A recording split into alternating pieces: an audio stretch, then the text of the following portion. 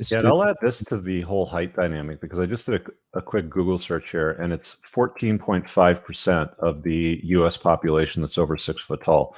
The Yes. vast majority of American men are not over 6 foot tall. Damn. But like almost 100% of women, I mean, I'm rounding it up a little bit, but let's say like 95% of women almost always insist on dating somebody that's over 6 foot tall. And when they say 6 foot tall, they're usually coming up with numbers like must be over 6'2" or must be over 6'3" to date me. And it's like, what is this, clacky moose bringing to the table, right? You can laugh and shrug a lot of these off, but just understand like the amount of mental gymnastics that a lot of women go through when they try to rationalize these lists of requirements. You don't need to be over 6 foot tall because basically 85% of the US population ain't.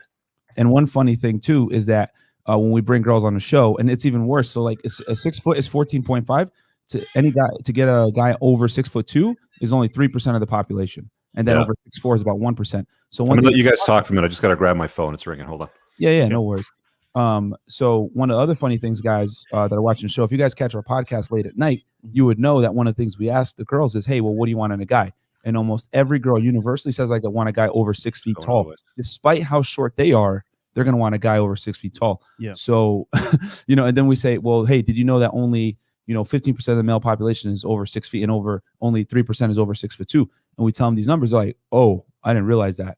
You know what I'm saying? So it's very interesting to see them kind of like the delusion is real, guys. But that's why it's so important to be in shape. It adds to the point as well. Like females think they know what they want, right? Facts, yeah. And they see on social media, they see online, okay, this guy's living a certain lifestyle. He may be a certain height. He may be fit, and that's all they see. Yeah. So I would say, Rich, 85% of guys are like invisible to females because they see a certain type of guy, and that's their go-to guy that they always date. So when they get curved and when they get like left on scene, all that stuff, they're saying, oh, guys are no good.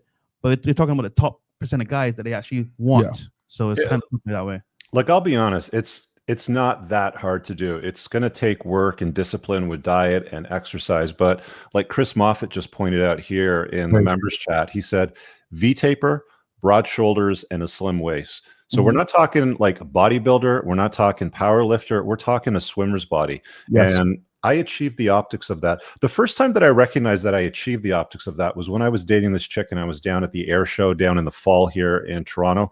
And I was standing up on this part of the wall and she had her friends over there and they made a sarcastic slash appreciative comment, which was something along the lines of, hey, can you tell the Calvin Klein model over there to pull up his pants? We can see his underwear and his sex lines, right? I'll show you what I look like because here's a picture from around the time. Let me pull it up. And Rich, you're in really good shape for a guy your age, man. And I still work out though, right? I mean, like I had achieved that by around the age of 23. Broad shoulders, V-taper, low belly fat. That's all that you need. Of course, I had a look. Here I was going for the Tom Cruise look from Top Gun. But like you have to do the work on yourself if you want to achieve the look that's going to present the optics of attraction. My girlfriend at that time, she got super jealous when that comment went out and, the other ladies were, pining and all that sort of stuff. But it's not that hard. Like at that time when I was there, I probably had like a limiting mental belief somewhere along the lines of what I used to call bigorexia, meaning I never thought I was big enough. I was I never thought I was more, or that I wasn't muscular enough or anything like that. And women don't really want that. I think in that picture, because I'm about 6'3", I was probably about 200 pounds. Okay. I'm about 210 pounds now because I'm on TRT, so I hold a little bit more water in my body. But overall, you don't need to be like a 250 pound, 6'3" monster or anything like that. Just signal the optics of a swimmer's body. So think of like guys like Michael Phelps, for example.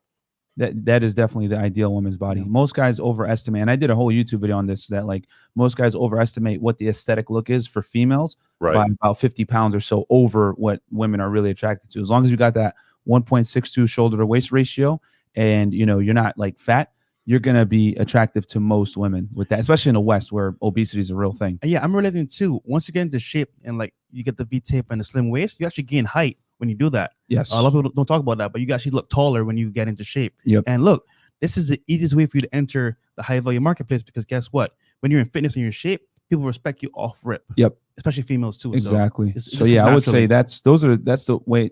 From a visual standpoint, I think that's the best way a guy can self-improve is getting in shape, especially if they're under 6 feet tall. It's basically a non-negotiable. Yep.